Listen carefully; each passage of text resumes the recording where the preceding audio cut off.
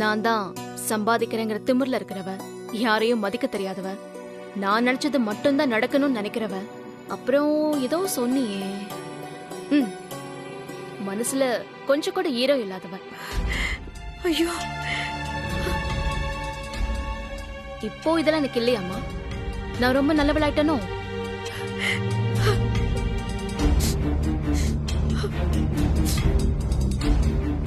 இப்ப கூட இவளை எப்படியெல்லாம் கஷ்டப்படுத்தி பேசிட்டோமே நினைச்சு நீ அழமாட்ட.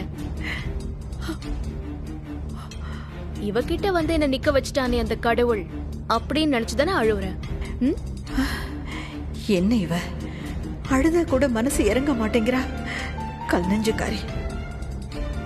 நான் தான் அந்த ஆள, அதான் இந்த குடும்ப தலைவர் மதிக்க மாட்டேன்னு தெரியும்லம்மா.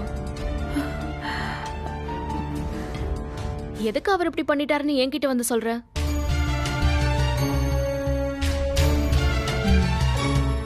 அவரை நம்பாத நம்பாதன்னு எத்தனை தடவை சொன்ன. அவர் மேல கை வச்சா நீ எனக்கு பொண்ணும் இல்ல, நான் உனக்கு அம்மாவும் இல்லைன்னு சொன்னல.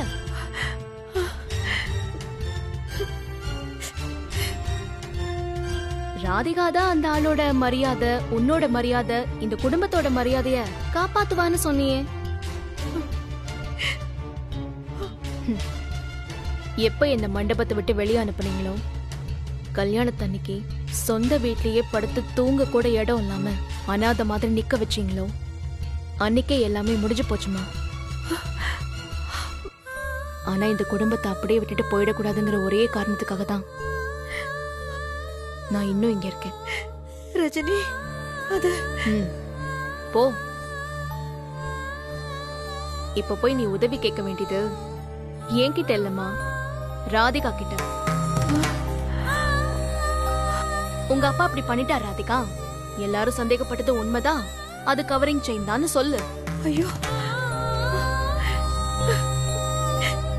தன் குடும்ப மரியாதைய காப்பாத்த என்ன செய்யணுமோ அத அவ செய்வா. நீ செஞ்ச அதே தப்ப என்னையும் செய்ய வைக்காத. அதனால் தயவு செஞ்சு. ரஜினி அம்மா,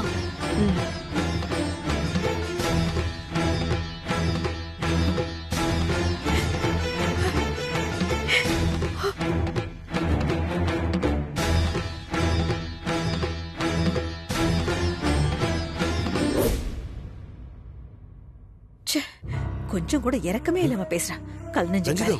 ரஜினிட்ட பேசினியா? என்ன சொன்னா? என்ன சொல்லுவா? நாக்க பிடிங்கிட்டு சாகுற மாதிரி கேள்வி கேட்டா. என்ன பண்ண முடியும்? பதில் பேச எனக்கு துப்பு இல்லாம போச்சு. இப்போ என்ன பண்றது ரஞ்சிதம்? என்ன பண்றதுன்னு எனக்கு தெரியலையே. என்ன ஆக போதோ? ஐயோ,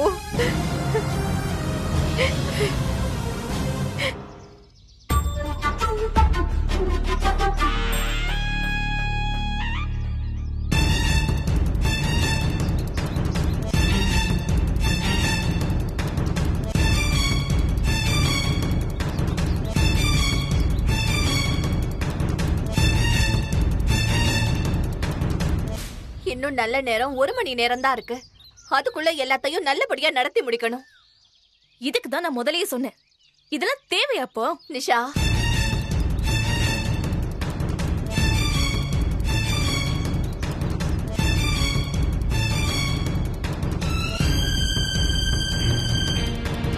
நீங்க ஈஸியா சொல்லிட்டு போயிடுவீங்க. எங்க அப்பா மேல இப்படி ஒரு பழியோட நான் இந்த விசேஷத்தை நடக்கவே விட மாட்டேன். உங்க அப்பா ஒன்னும் பெரிய ஹரிச்சந்திரன் கிடையாது. ஃப்ராடுத்தனம் எல்லாம் பண்ணிருக்கான். எப்படியும் இன்னும் கொஞ்ச நேரத்துல அது எல்லாருக்கும் தெரியதான் போகுது.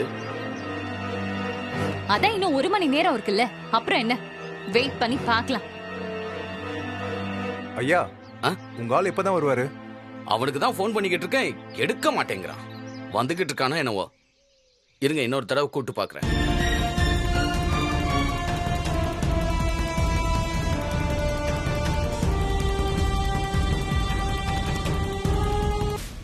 இந்த வீட்ல எந்த ஒரு விசேஷமும் பிரச்சனையும் பதட்டமும் இல்லாம நடக்கவே நடக்காது போல இருக்கு. நிஷா, எல்லாம் நீங்க வந்த நாள்ல இருந்துதான். அதுக்கு முன்னாடி எல்லாம் நல்லா தான் போயிட்டு இருந்துச்சு. சும்மா அந்த மாதிரி எல்லாம் பேசுற வேலை வச்சுக்காதீங்க. நிஷா, நீ கொஞ்சம் சும்மா இரு. ஏய் தம்பி, நீ சும்மா இருப்பா. இருக்கிற குழப்பம் காணாத நீ வேற, கொஞ்சம் பொறுமையா இரு. ம்.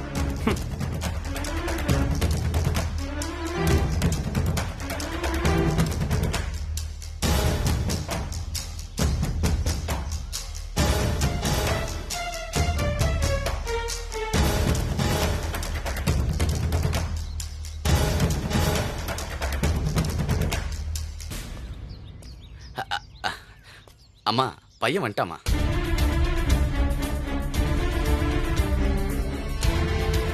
எவ்வளவு நேரம்டா, எத்தனை தடவை ஃபோன் பண்றது? வர வழியில டிராபிக்கா இருந்துச்சு. சரி அம்மா வாங்க வாங்க. வாங்க எல்லாரும். சரிங்க. வாமா.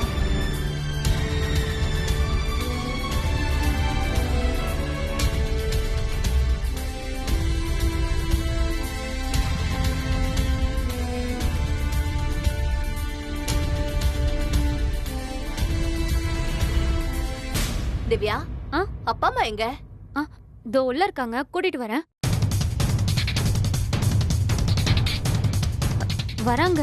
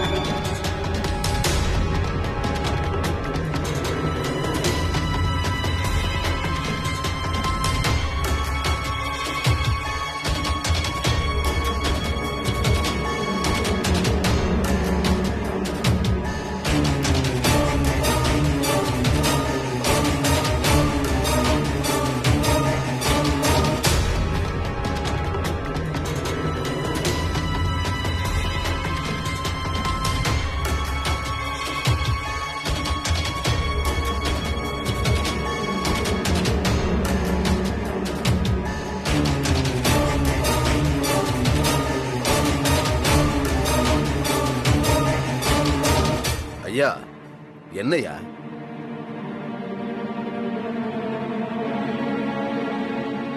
பத்தரையா, பதட்டமா இருக்கு. என்ன ஏதுன்னு கொஞ்சம் சொல்லுங்க.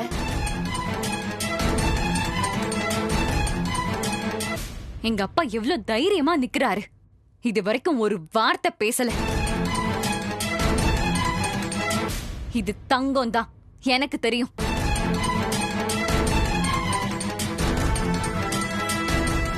ஐயா, நீங்க சொல்லுங்க, ஏன் இப்படி முழிச்சிட்டே இருக்கீங்க?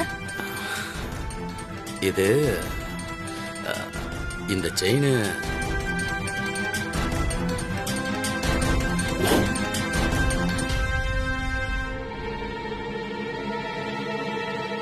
கவரிங் இல்லம்மா, பவுன் தான்.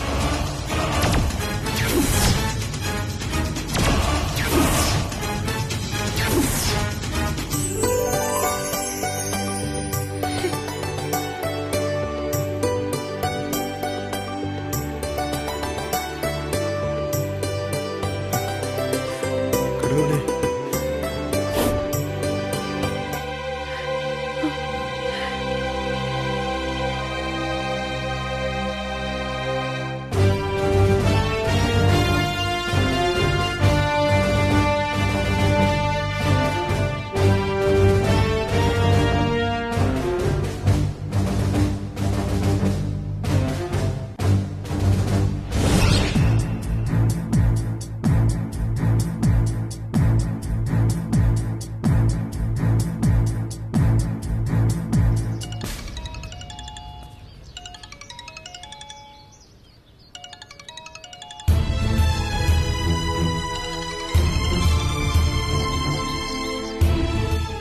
சொல்லுமா ரஜினி, நல்லா இருக்கியா? ஆல் ஓகே அண்ணாச்சி, நல்லா இருக்கேன். என்னம்மா குரல் உடைஞ்சு போயிருக்கு, திரும்ப ஏதாவது பிரச்சனையாம்மா? அண்ணாச்சி அது தயங்காம சொல்லுமா, எப்படி இருந்தாலும் நீ உனக்குன்னு எதுவும் கேட்க போறதில்ல. உன்னை சுத்தி இருக்கவங்க நல்லா இருக்கணும் தான் நீ கேட்க போற. எனக்கு தெரியுமா, சொல்லு. வீட்ல ஒரு சின்ன சிக்கல் அண்ணாச்சி, அதை உடனே சரி பண்ணலன்னா பெரிய பிரச்சனை ஆயிடும். அதனால நீங்க தான் எனக்கு ஹெல்ப் பண்ணணும். என்ன பண்ணணும் சொல்லு. ரஜினி கேட்டு நான் என்னைக்கு இல்லைன்னு சொல்லியிருக்கேன். அண்ணாச்சி, நான் இப்போ உங்களுக்கு ஒரு செயினோட போட்டோ அனுப்புறேன். எனக்கு அதே மாதிரி ஒன்று தங்கத்துல வேணும். ரொம்ப அவசரம். இவ்வளவுதானம்மா? நான் கூட என்னமா எதுன்னு பதறிட்டேம்மா. முதல்ல அதோட போட்டோ அனுப்புமா. அது என்ன மாடலோ அதை அப்படியே ரெடி பண்ணி தர சொல்றேன். அந்த செயின் 10 பவுன்ல வேணும் அண்ணாச்சி. தங்கச்சிக்கு தாலி பிரிச்சு கோக்கணும். ரொம்ப நல்லதுமா. ரெடி ஆச்சுன்னா சொல்லுங்க அண்ணாச்சி, நான் வந்து பேமெண்ட் செட்டில் பண்ணிட்டு வாங்கிக்கிறேன். போன் அண்ணம்மா, ரெடி ஆனதும் கொடுத்து விடுறேன். நீ வரும்போது வந்து பணத்தை கொடுத்தா போதும். ஐயோ இல்ல, அப்படிலாம் வேணாம் அண்ணாச்சி, நானே வந்து வாங்கிக்கிறேன். சரிம்மா, ரஜினி சொன்னா அதுல ஒரு காரணம் இருக்கும். ரெடி ஆனதும் நானே போன் பண்றேன், வந்து வாங்கிக்கோ. ரொம்ப தேங்க்ஸ் அண்ணாச்சி. இருக்கட்டுமா, வச்சிடுறேன்.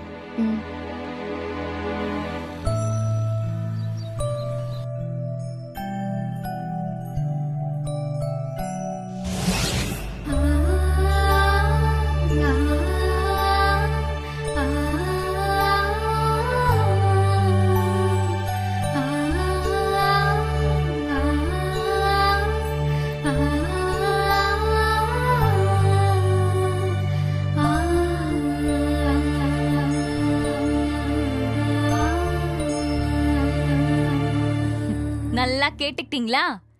எங்க அப்பா யாரையும் ஏமாத்தல, ஏமாத்தவும் மாட்டாரு.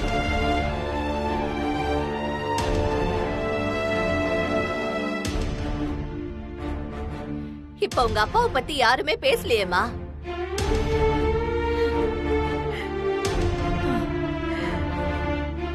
பத்தரையா, நல்ல நேரம் முடியறதுக்குள்ள தாலியை பிரிச்சு கோத்துருங்க. போய் உட்காருங்கம்மா, போங்க.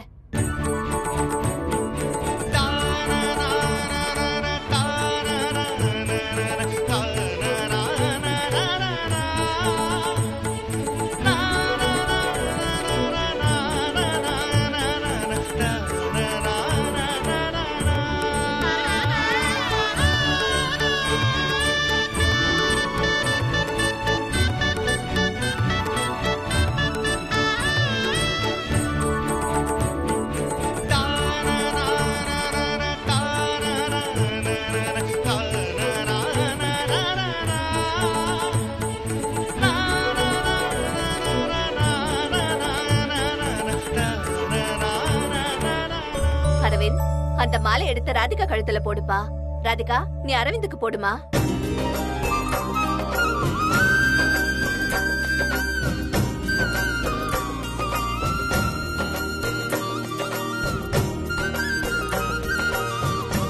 தாலி பிரிச்சு கோக்குற சம்பிரதாயமோ மறுபடியும் ஒரு கல்யாணம் பண்ற மாதிரி தான்.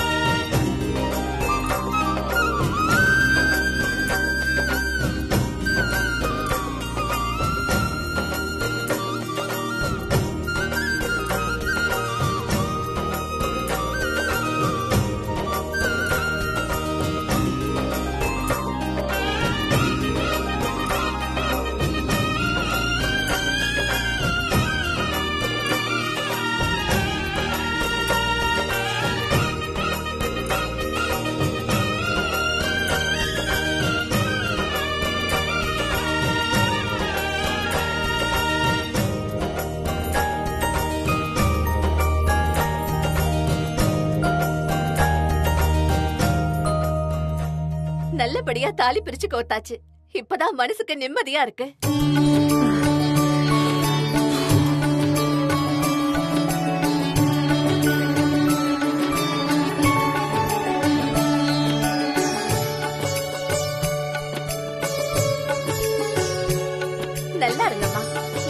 நான் தீர்க்க சுமங்கலியா இருக்கணும். எந்திரிங்க.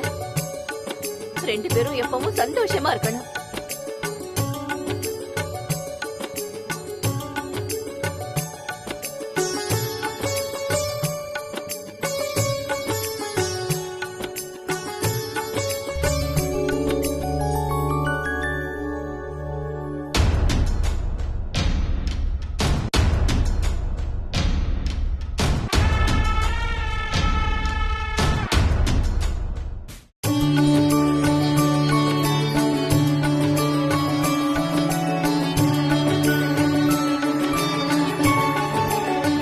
இவ தாலி செயின் ரொம்ப நல்லா இருக்குல்லங்க.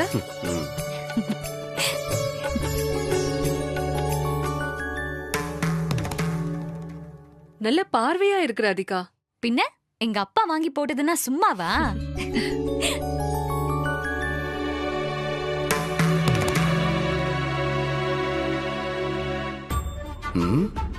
அது எப்படி கவரிங் தங்கமா இருக்கும்?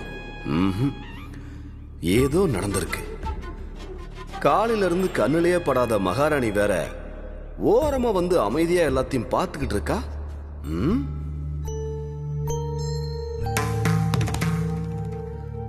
அத சொல்லு ராதிகா. 10 பவுன்ல பொண்ணுக்கு தாலி செயின் வாங்கிட்டு வந்து போட்டுட்டு ஓரமா போய் உட்கார்ந்துட்டு இருக்காரு பாரு.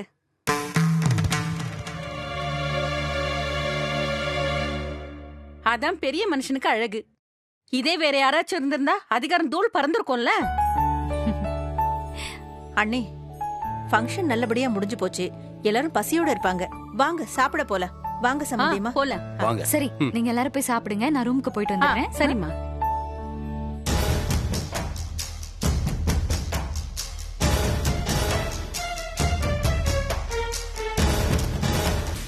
ராதிகா வந்ததும் சாப்பிட கூட்டிட்டு வந்துறேன். சரியா?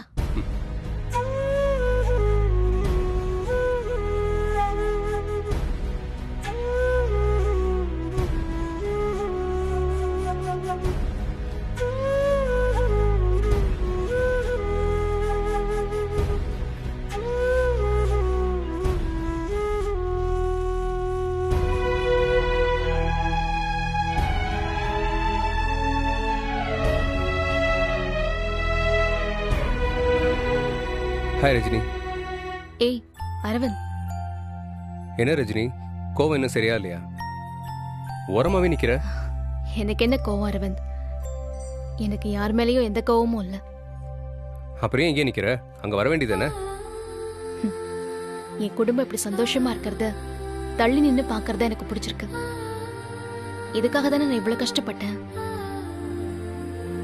ஆனா இப்போ அது மட்டும் காரணம் இல்ல. எனக்கு கொஞ்சம் உடம்பு முடியல. நான் ரெஸ்ட் எடுத்துட்டு இருந்தேன்.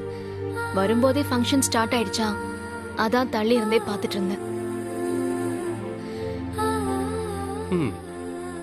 நீ என்ன சொன்னாலும் நம்புவேன், கேட்பேன். இப்பவும் அப்படிதான். லைஃப் எப்படி போயிட்டு இருக்கு? நீ எனக்காக பார்த்து பார்த்து செலக்ட் பண்ணி கொடுத்த லைஃப். அதுக்கு என்ன, நல்லா தான் போயிட்டு இருக்கு. அரவிந்த், ராதிகா உன்னை கொஞ்சமாவது புரிஞ்சுக்கிறாளா? நல்லா பாத்துக்கிறாளா?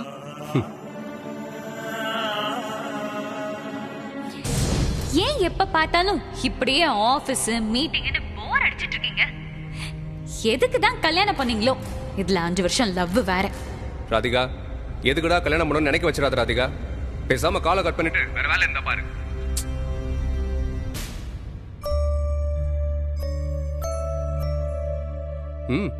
நல்லா பாத்துக்கிறா. ரொம்ப நல்லா புரிஞ்சு வச்சிருக்கா. நான் தான் சொன்னேன்ல, அவ கொஞ்சம் கோவக்காரி தான். ஆனா உன் மேல உசிரையே வச்சிருக்கா. நீ சொன்னா சரியாதான் இருக்கும் ரஜினி. அதை விடு. நீ எப்படி இருக்க? என்ன கேள்வி இது அரவிந்த்? நீங்க எல்லாரும் சந்தோஷமா இருந்தா நானும் சந்தோஷமா தான் இருப்பேன்.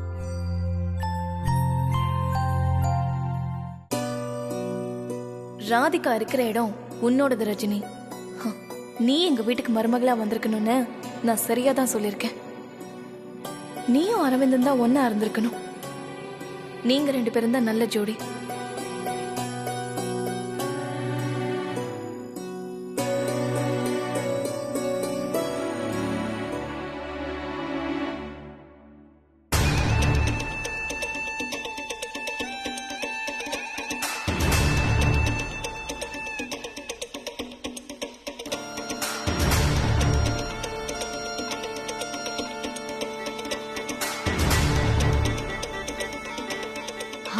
எதுக்கு எதிர பேசிட்டு இருக்காரு?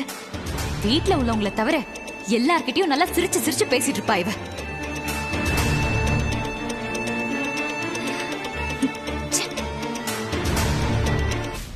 சரி ரஜினி, பேசி பேசி எனக்கு பசிக்க ஆரம்பிச்சிருச்சு. வா சாப்பிட போலாம். இல்ல அரவிந்த், நீ போய் சாப்பிடு. எனக்கு இப்போ ஒரு கால் வரும், அதை முடிச்சிட்டு வரேன். நீ போ, நான் வந்துடுறேன். நீ பசிக்குதுன்னு சொன்னல, நீ போ அரவிந்த், நான் வரேன். சரி வரேன்.